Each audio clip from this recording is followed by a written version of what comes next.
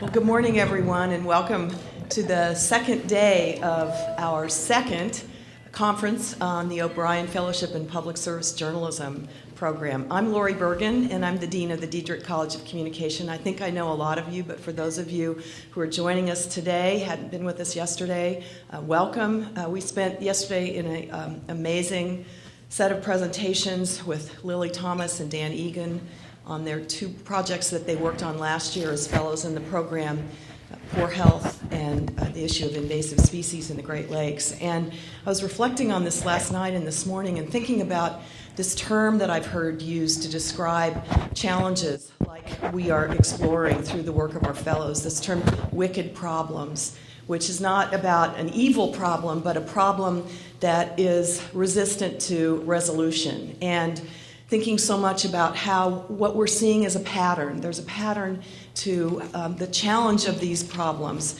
because they're so unique.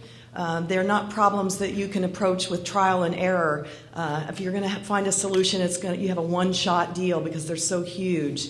They're problems that are connected to other problems, which we saw so clearly in Lily's work yesterday. And in the discussion after Dan's presentation, the idea that governments don't solve these kinds of problems. It takes people and takes collaboration.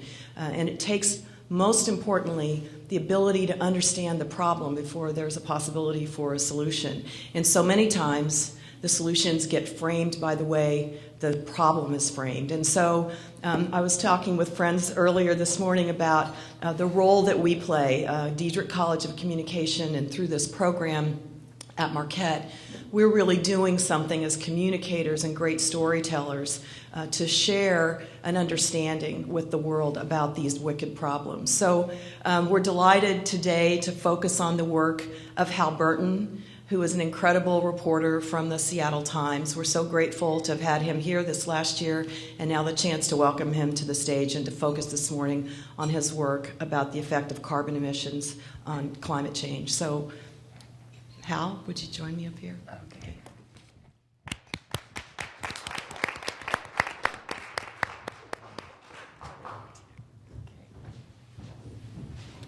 Let me just get this going.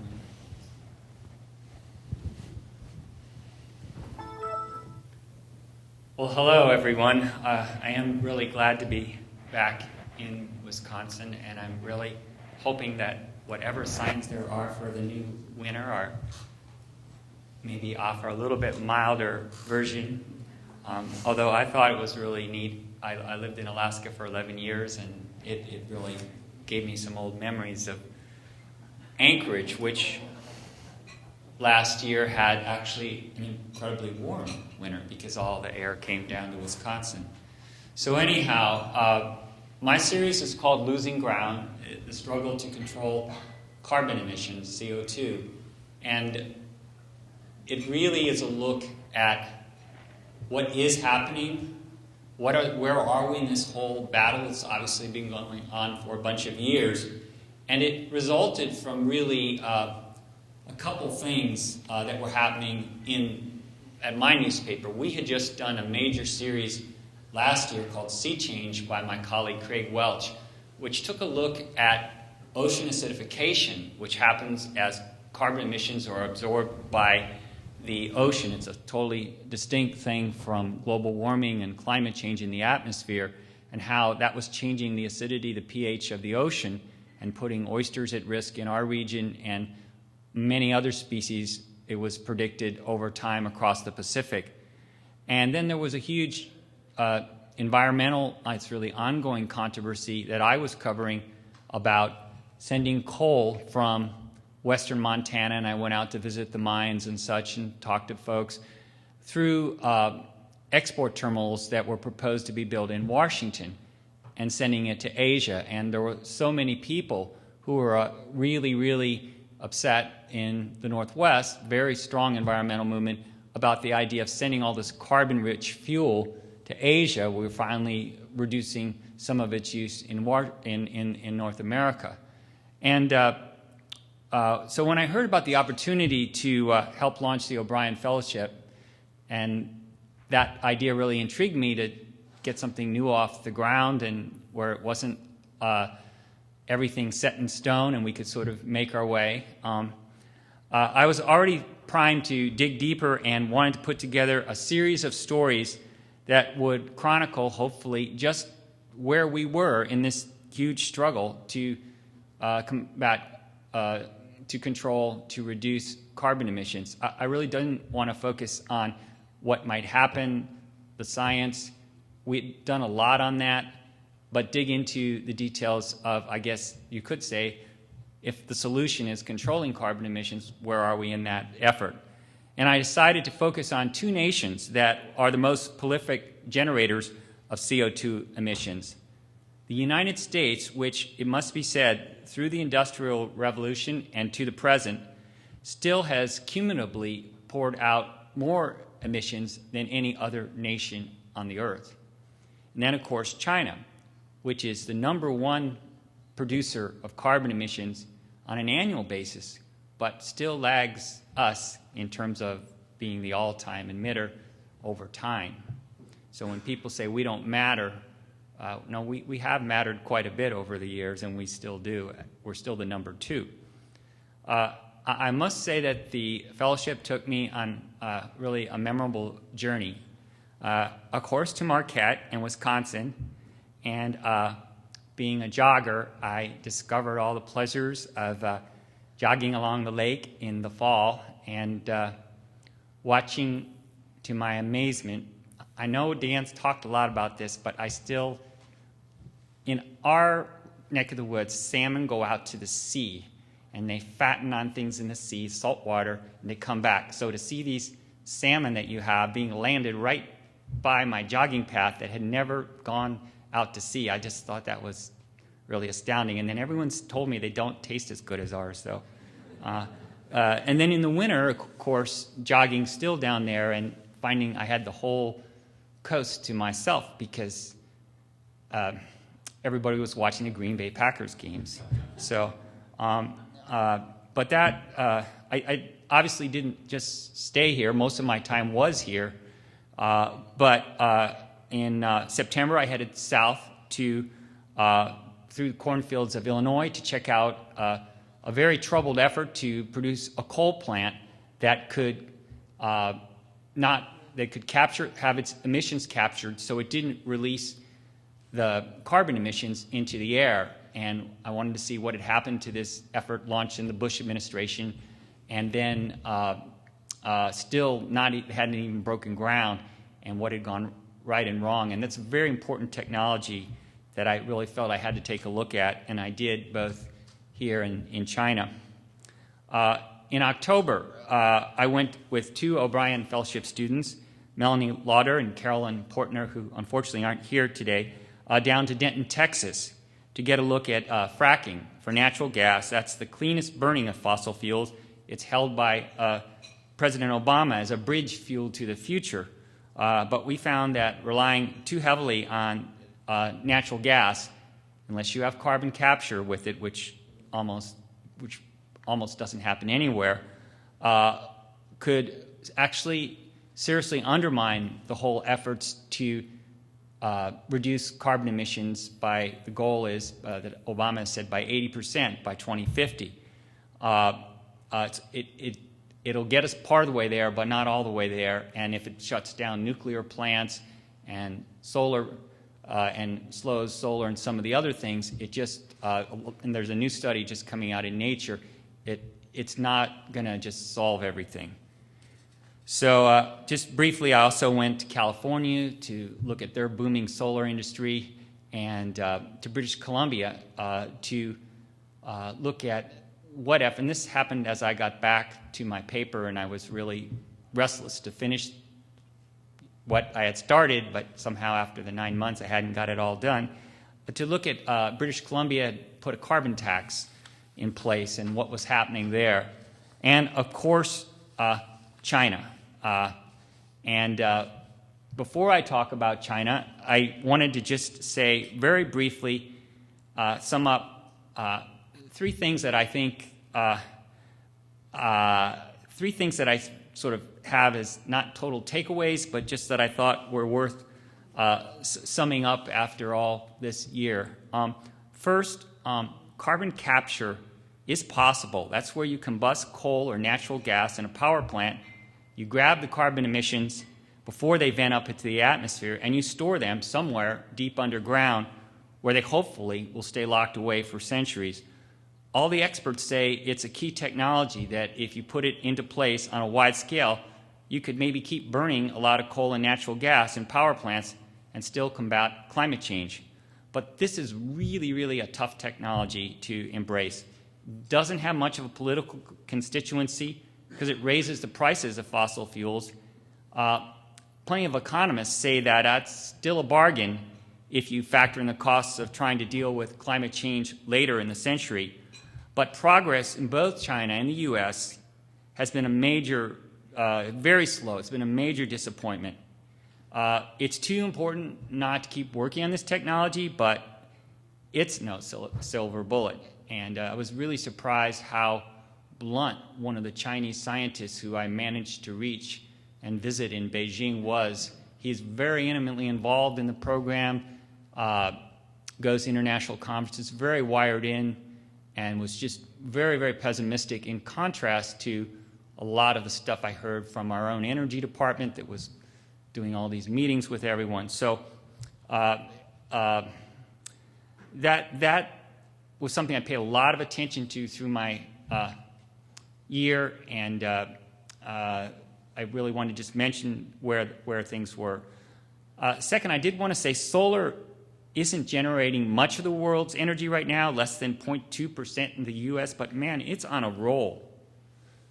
Not so much in Wisconsin, and we're going to talk about that later, but in China, Germany, California, and elsewhere, photovoltaic production costs have come down by 80% over the past 5 years. There's a lot of subsidies in place that help encourage it, and new technology is coming online. It's still really just at the cusp that could help you store some of the energy produced in the middle of the day when you might not need it, and for later use as the sun dims. And those storage seminars were some of the most attended at the solar conference I went to in California.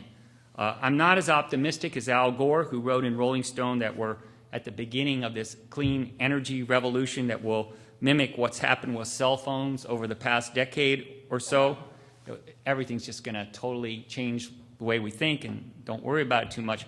But there are some scenarios, one recently put out by the International Energy Agency, where solar could be producing more electricity than fossil fuels by 2050. So lastly, and then we're going to talk about China, lots of economists love a carbon tax as a way to finally put a price on these emissions and try to prod innovative new efforts to develop cleaner ways to generate electricity. And I really heard that a lot early on as I talked to people. But like now as I come to the end of this whole thing and I went to British Columbia, I'm saying there's no inherent magic in a carbon tax. You can also opt for what we call a cap and trade system, where carbon emissions are limited by the government and companies can trade for rights to emit within that cap.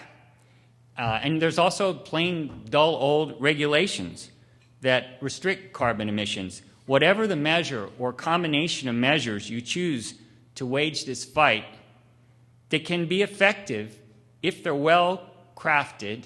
That's important. But even more importantly is the political. I'm afraid we're sounding a little bit like yesterday's seminar, yesterday's talk on the Great Lakes. But more importantly is the political will to carry these things out. And that's what appears to be the true magic to make things happen.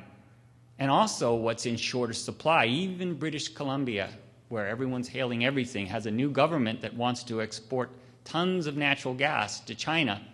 And suddenly there's a little bit of a conflict between their desire to reduce their carbon emissions so dramatically and then also to liquefy this gas, which takes, so they can ship it, which takes a vast amount of energy. Likewise, in Australia, one government imposed a carbon tax. Then there was quite a campaign to oust them. They got ousted.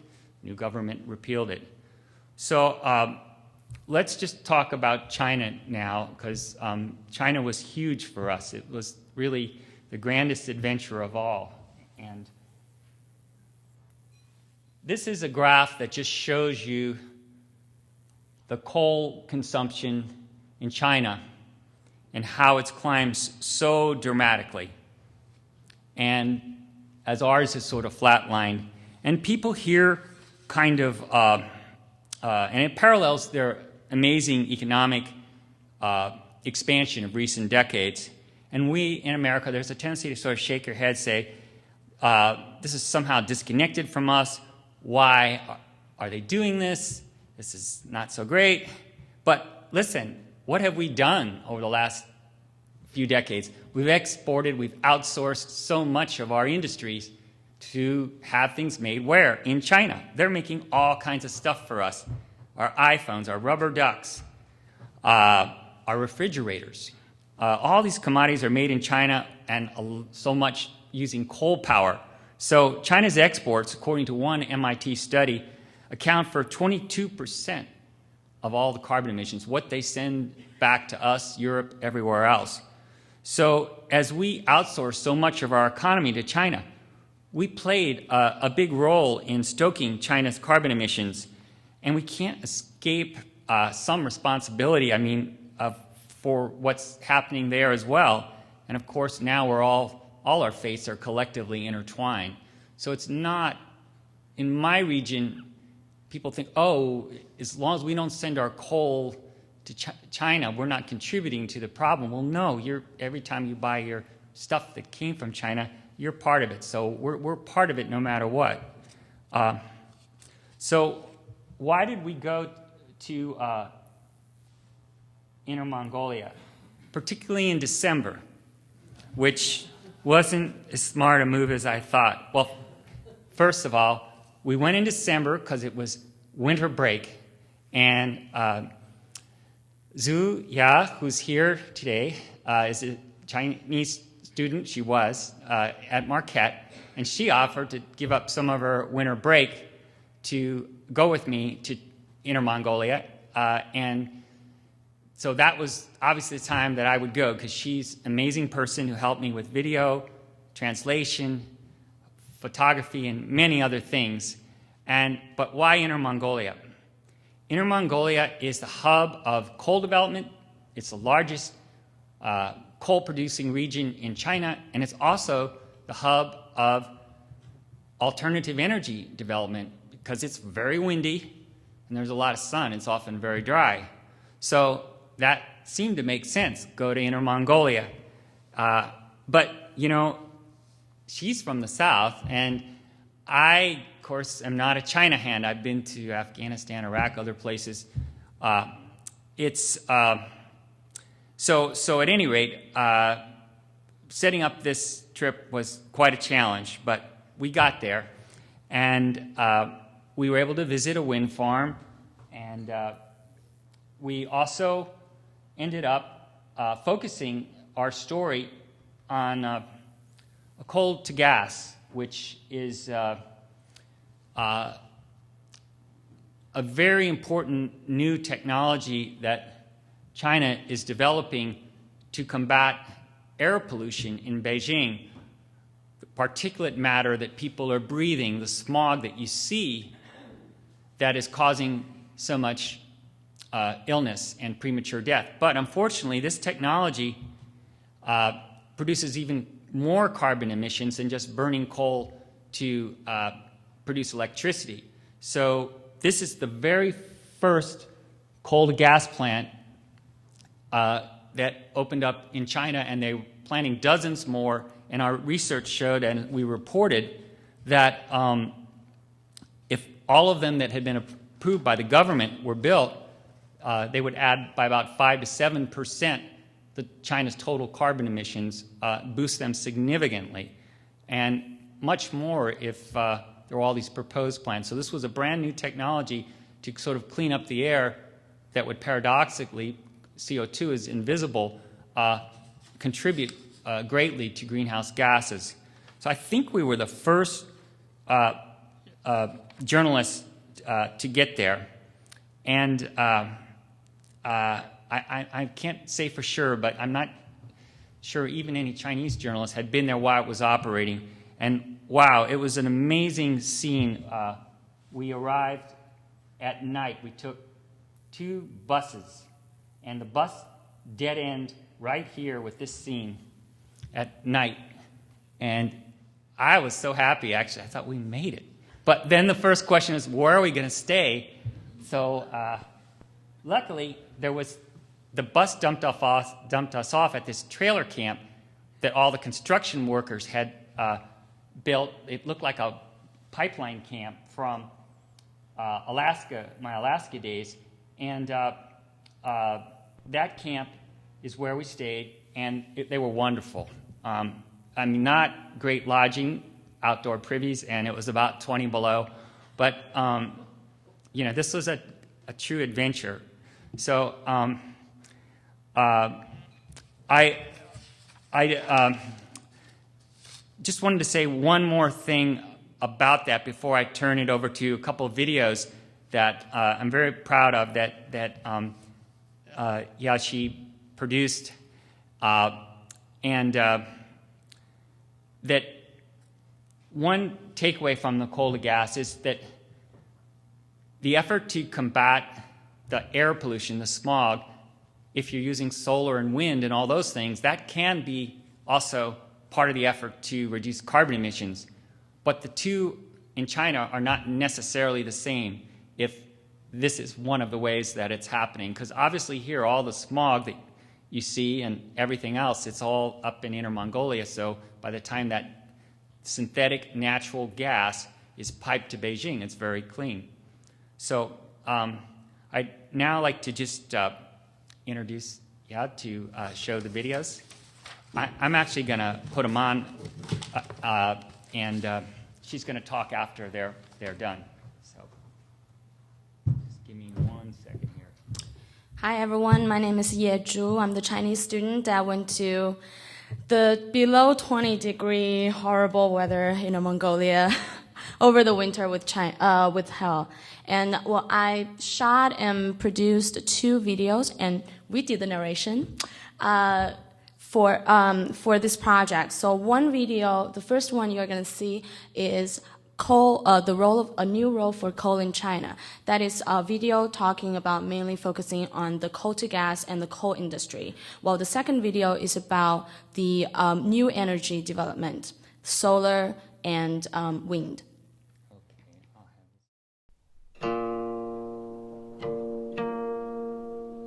In a remote part of China's Inner Mongolia, a new plant turns coal into gas.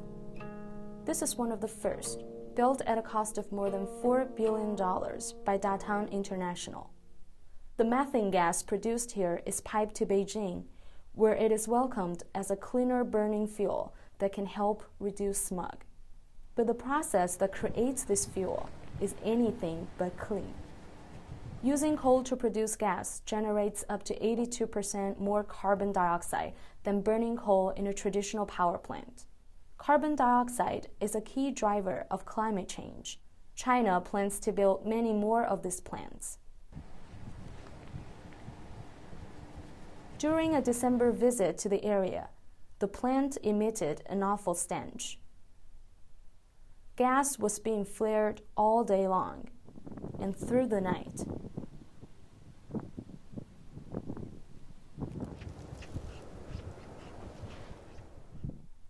Behind the plant is a shanty town of trailers. It sprung up during construction and offers groceries, hot meals, and a place to stay for truckers who bring supplies to the plant. At the plant, Datang workers live in new dormitories on a spacious new campus. Inner Mongolia is China's biggest coal-producing region. Coal has brought prosperity to cities such as Shillinghat, a mining hub that lights up like Las Vegas at night. This region is the traditional homeland for herders who raise cattle, sheep, and horses. There also has been conflict as coal development intrudes into grazing areas.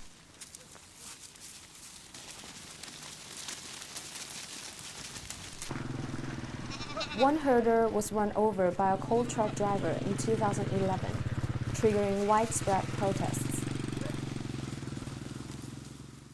Some herders say the coal development also has benefits. Li Liansheng said Datang coal-to-gas plant brought electricity and better roads. It only smells bad when the wind blows this way. In Inner Mongolia, some coal is mined from open pits that turn grasslands into canyons. This is the Shenhua Group mine at Shillinghat.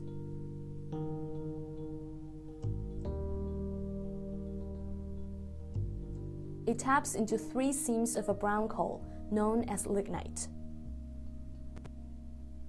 The coal-to-gas plants are a new market for China's coal industry, which has struggled during the nation's economic slowdown. When operating at full capacity, a coal-to-gas plant can take more than 125,000 train cars full of coal in a year. At this mine in Shillinghat, there is still plenty left to dig. Cheng Xiaoliang is the vice general engineer for this mine. I firmly believe that coal is going to be the main generating source of energy, at least for the next 50 years. No matter what, China still needs coal.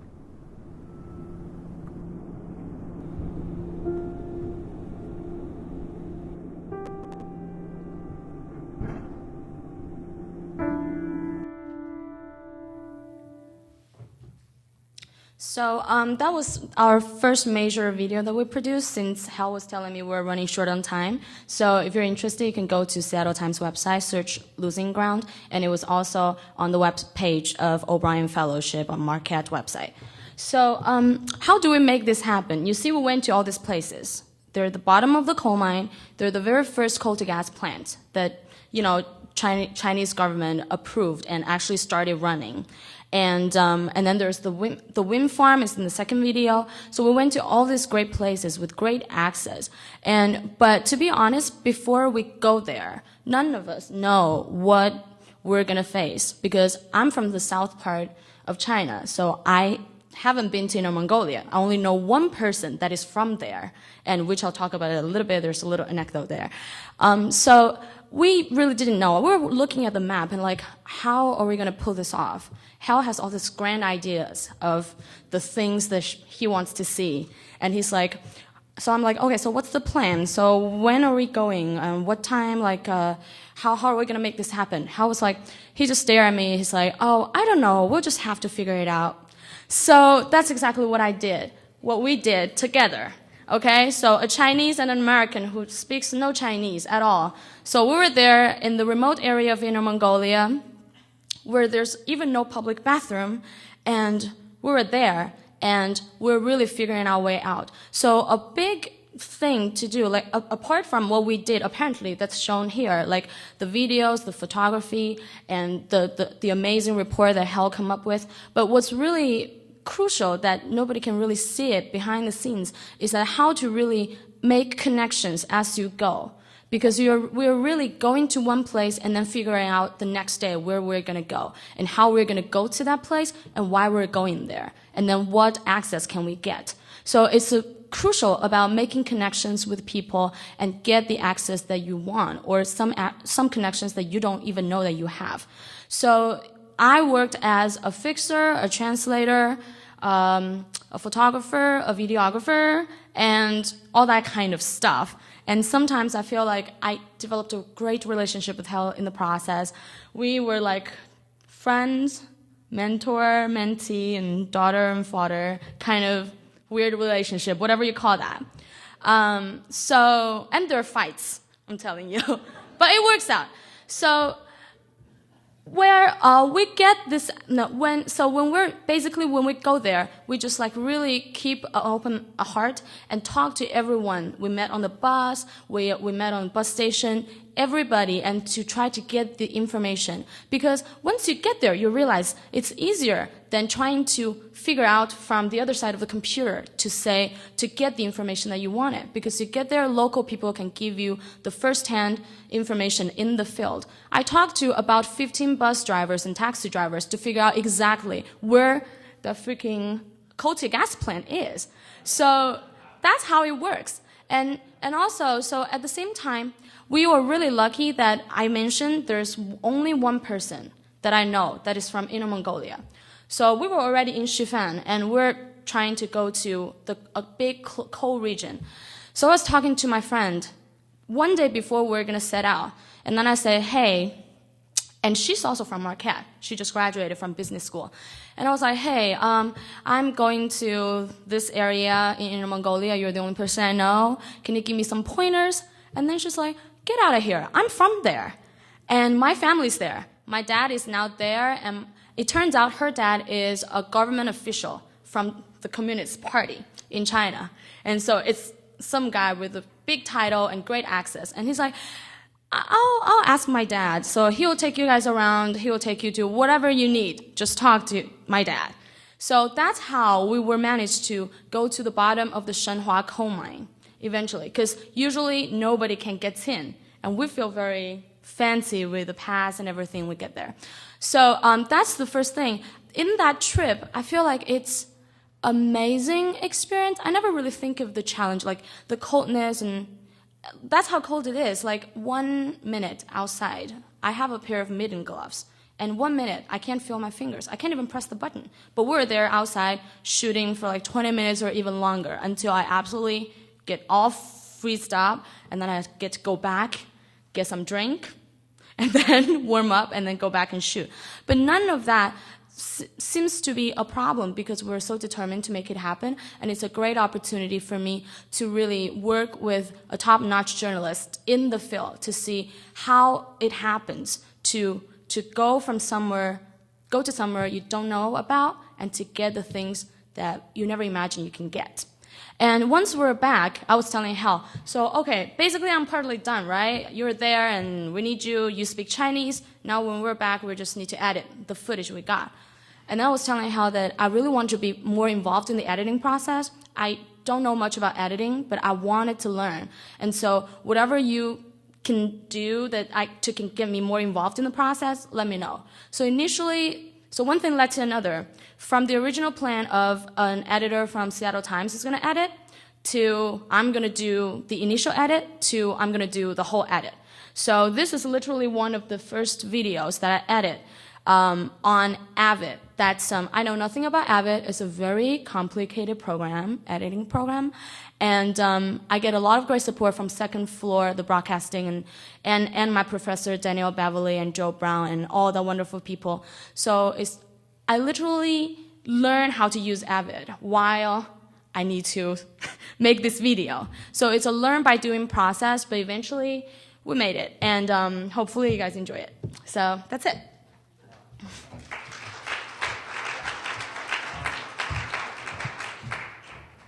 Yeah, it really was quite an adventure, and the only thing she didn't say was we went from that camp, which was, as you saw, pretty Spartan. Once we met her friend's father, he wanted us to stay in a really nice place, and we went to this wonderful hotel in that Las Vegas-like city where, because it was winter and it's not exactly a tourist season, the rates were like $70 a night, so that was great. Now we're going to switch gears a little bit. I really wanted to say that the first day I got to China, I was very excited because I was supposed to meet Ian Johnson from the New York Times, a wonderful writer and a longtime China hand, everything I'm not about China. And I was supposed to have a cup of coffee with him. And the phone, we finally, I guess we were exchanging emails, and the email basically said, I have to meet with Vice President Biden today, big-time visa problems, and he's going to lobby my case with the Chinese government because he was one of the New York Times reporters whose visas were being revoked, and they needed to push back. So journalism in China for both Chinese journalists and Western journalists is becoming increasingly challenging. And we wanted to talk about that because this is a journalism fellowship, and also and some of the broader issues with censorship that are occurring, because also in terms of understanding what's really happening with China's efforts to reduce carbon emissions, what sort of progress they're making, and now it does seem that they're making, this year, even since we published, it looks like there's more troubles now with coal to gas, and they may back off from it some. There's more cautionary words from the central government, and there's may even be, and this is amazing, no increase in coal consumption or a slight decline this year for the first time. As you saw from that graph, it's been a very different story. But we wanted to talk about the journalism that will hopefully chronicle what is and isn't happening in this and so many more spheres. And we're very lucky to have Dr. Barrett McCormick from Marquette and Daniel Meissner. Barrett McCormick is professor, Department of Political Science, and he's been at Marquette since 1985. Is that right? 1984. Oh, yeah. And Daniel Meissner, associate professor, Department of History. And these two people were really tremendous inspirations for me through while I was here, and I learned a lot as I tried to soak up more about China.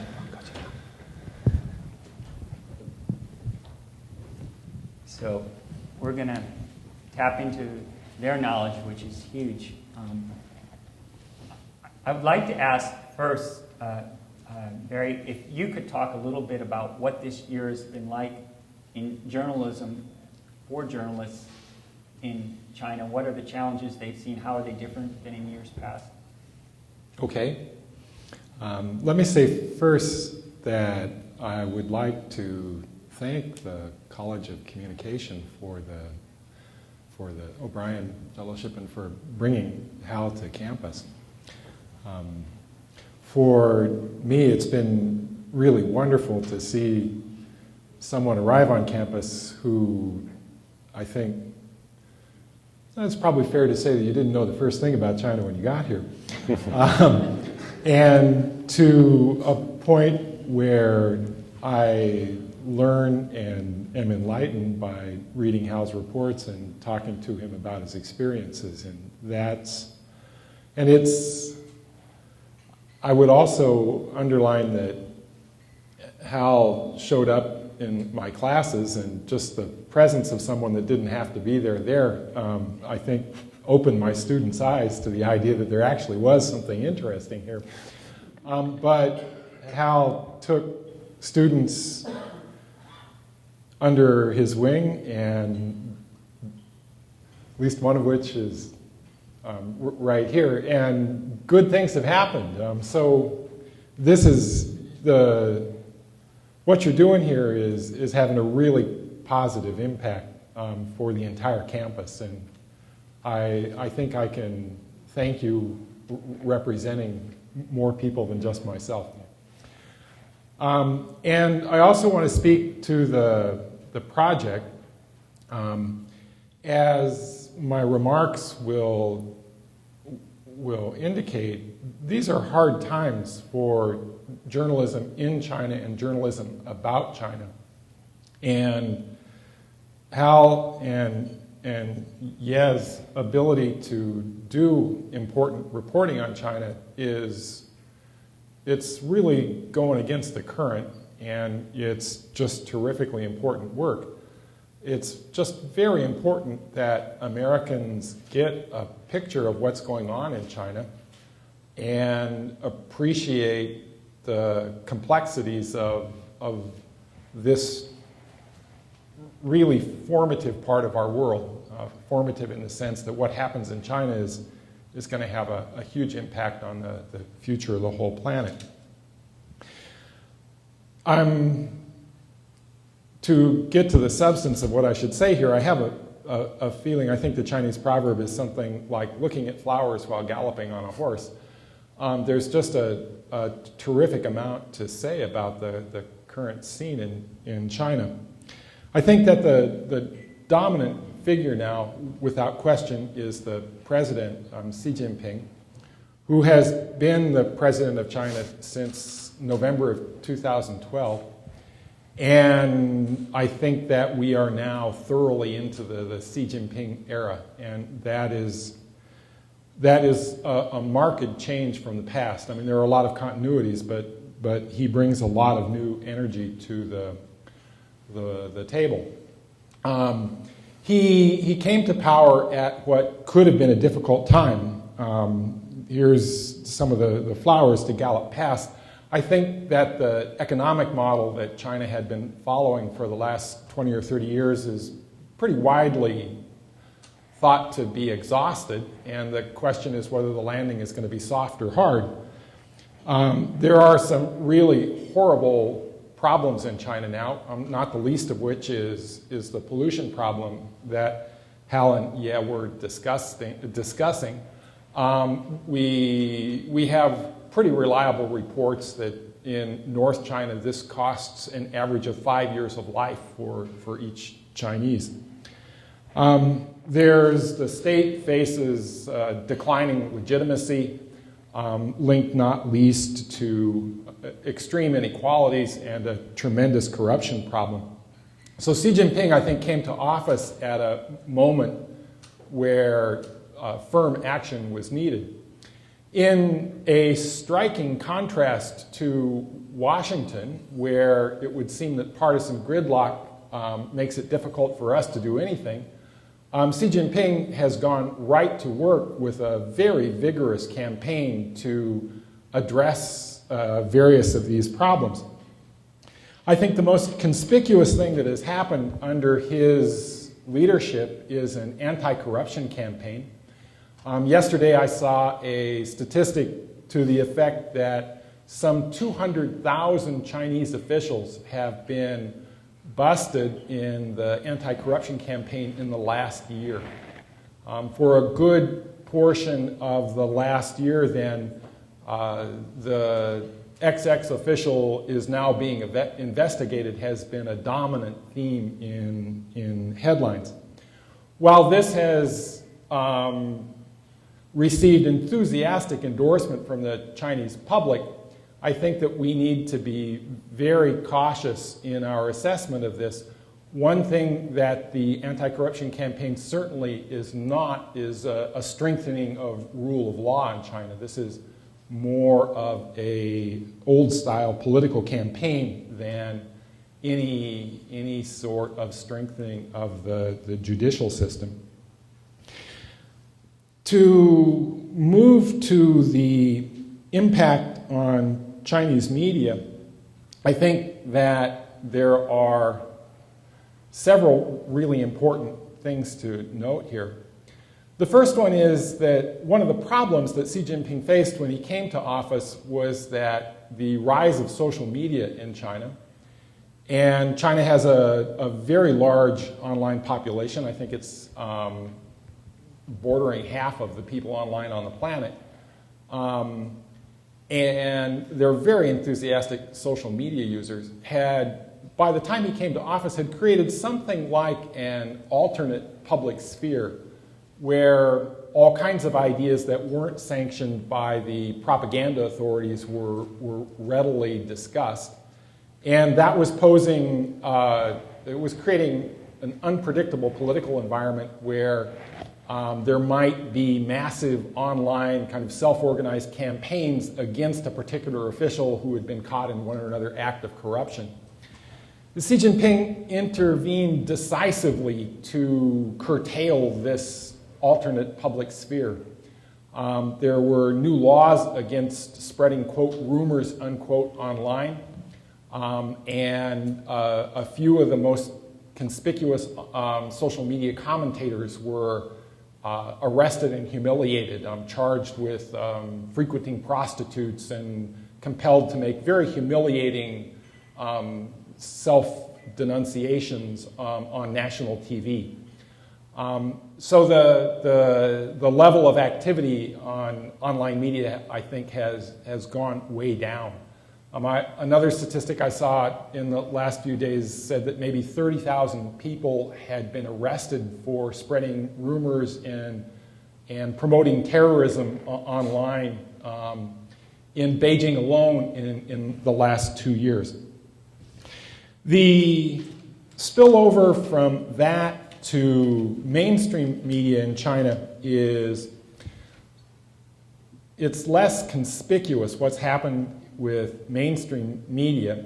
I think that the controls over magazines and newspapers function more at a capillary level than at a national policy level.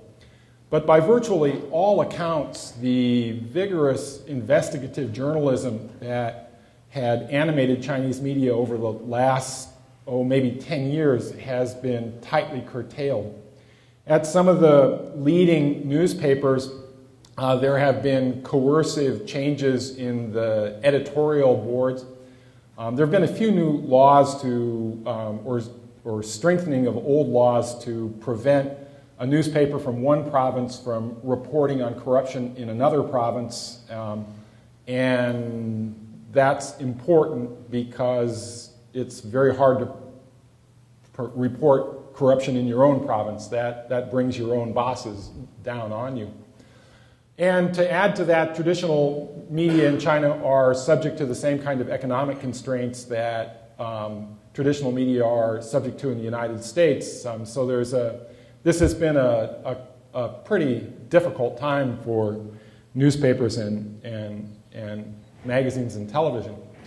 There's also the anti-corruption campaign has spilled over into media, and some of China's most prestigious media organizations have been charged with basically bribery over news, that you take bribes to print favorable stories, or alternatively there are a number of media people have been charged with having solicited bribes not to print stories.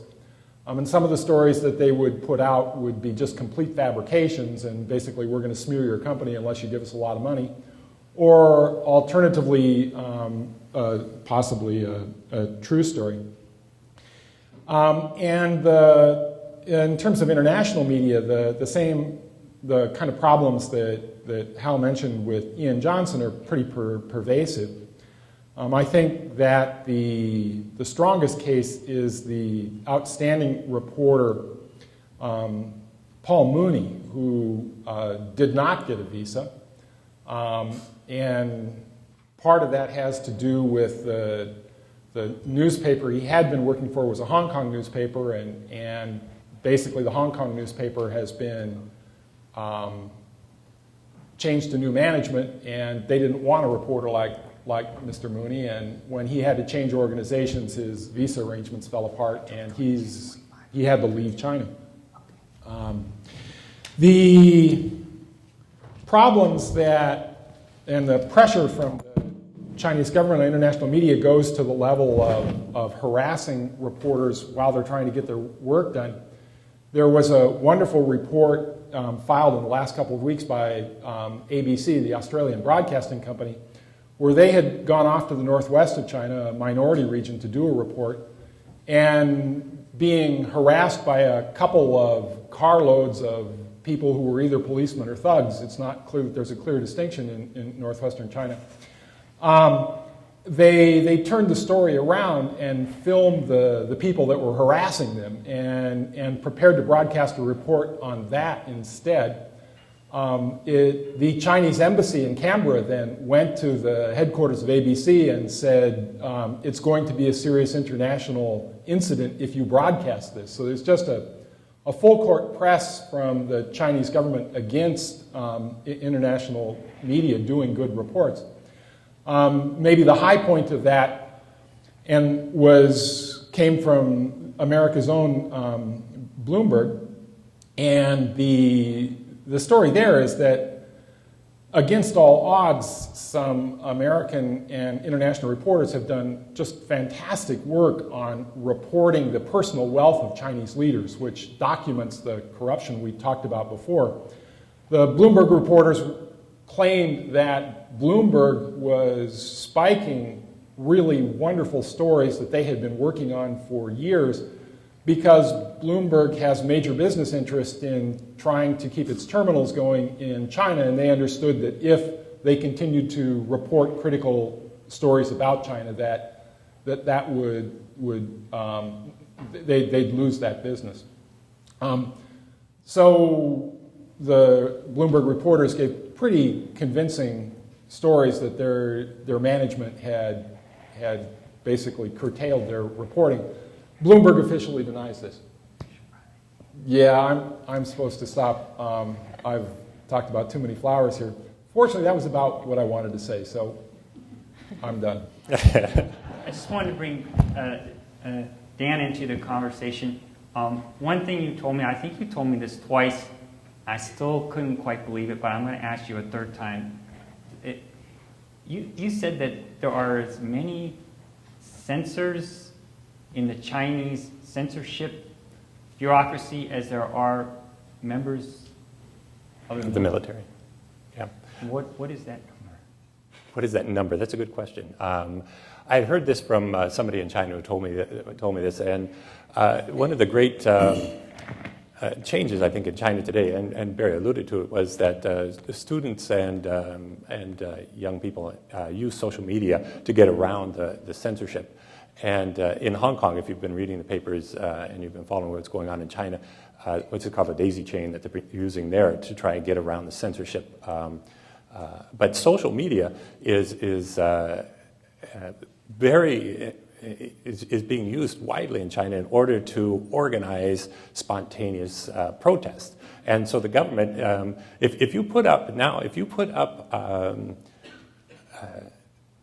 retweet messages, or you put them up on email and you forward email, the government picks up on that. And if these are retweeted too many times, they pull you back in. They close things down originally, and then they send somebody to your house and they start to investigate you. The numbers, I don't know what those numbers are. This is something that I heard, and quite frankly, knowing how paranoid the government is about protest, about the free access to information, it doesn't surprise me in the least that these days there would be more people engaged in censoring the social media, in maintaining control over access to information than there would be in the military, which they're trying to trim down anyway. So they had a huge army military force at one time, and they're trying to modernize that by cutting down the number of troops and building up I'd like to just say that even as all these things are happening, there has been this tremendous interchange between American NGOs, non-governmental organizations working on climate change, and Chinese. And I was amazed to find a huge Greenpeace office. You won't find one in Moscow, with 100 employees doing all kinds of fairly bold investigative reporting, some of which I wrote about. And likewise, other NGOs, all doing very good work, and they seem to have a really good network of contacts. Woodrow Wilson Center in Washington, where they were training younger Chinese who were going back into government, and they knew a lot.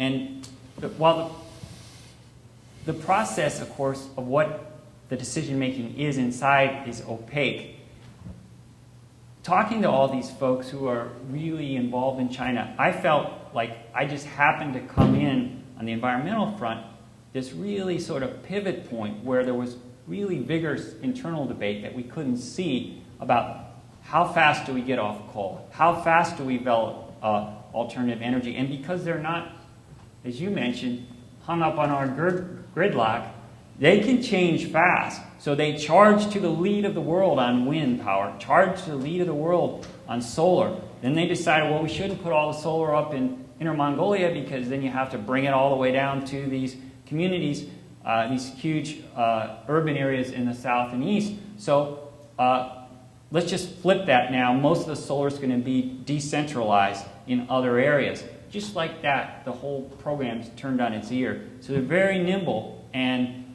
a lot's happening even as this crackdown ensues. So it's really interesting times. And I was really surprised to see, like I say, the strength of the NGO presence. But let me just jump in here for 1 second. 2 years ago, I was teaching on Fulbright in South China, and I was told the usual. 3 things you can't talk about are the 3 T's: Taiwan, Tibet, and Tiananmen. I talked about all 3 of them anyway because I was at Fulbright, and I can't really say much about it. This time I went back, this last summer, I was back teaching again in South China, and the list had grown to about 10 things I couldn't talk about. And one of them was NGOs, because NGOs in China are taking the place of governmental agencies. They're non-governmental agencies that are doing the work that perhaps the government should be doing.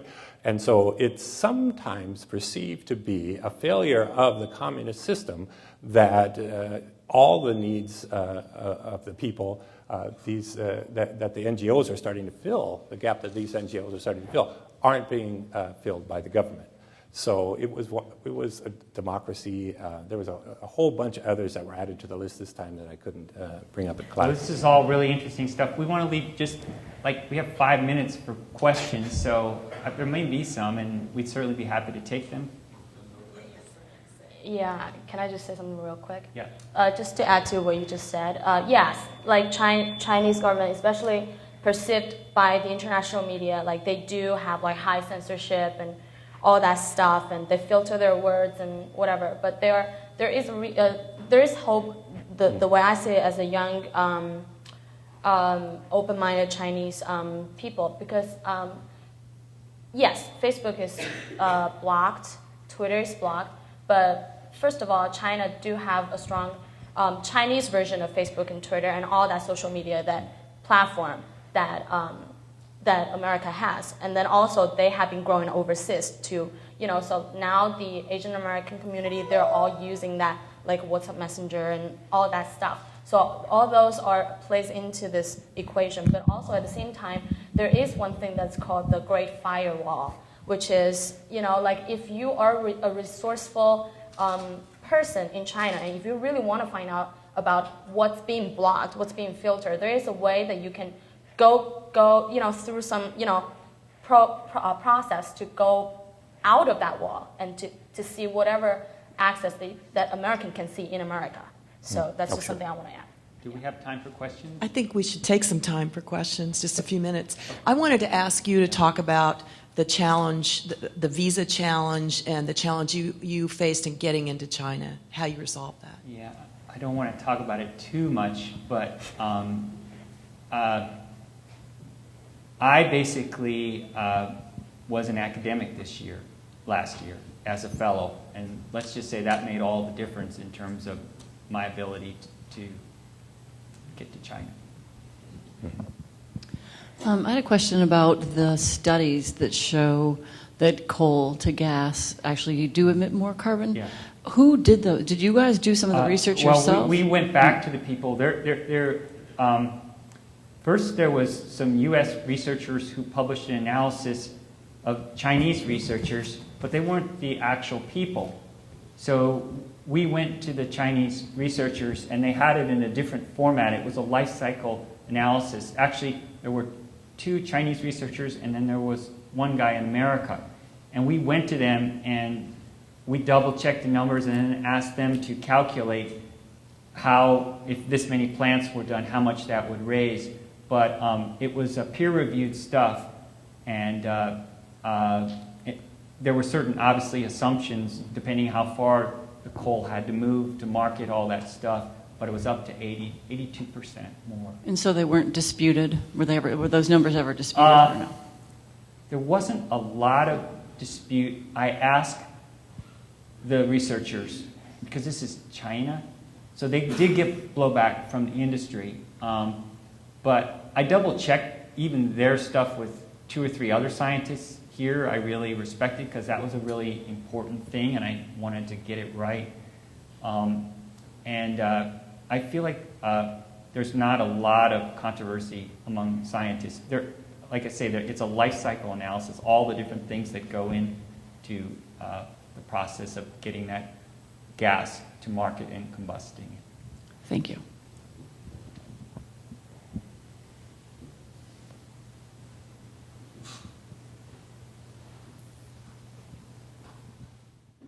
This is kind of an explosive question, but I don't know, do you realize that not 6 blocks from here, there was one of the largest plants in the United States that converted coal to gas?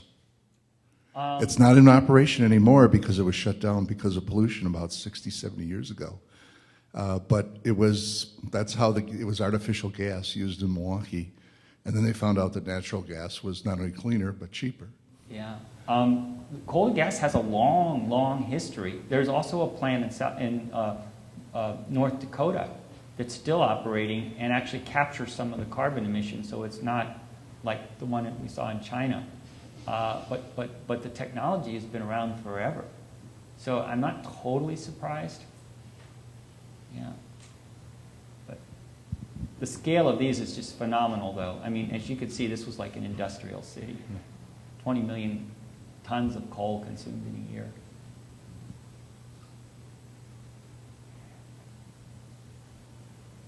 I guess I'd like to say thank you, and we're going to sort of change quite dramatically to Wisconsin in the next session. But that's what was so cool about what I did is we really roamed kind of far and wide, but the issues, as you understood them, you started to see how things connect. So thank you, Hal, and panelists. Everybody show appreciation.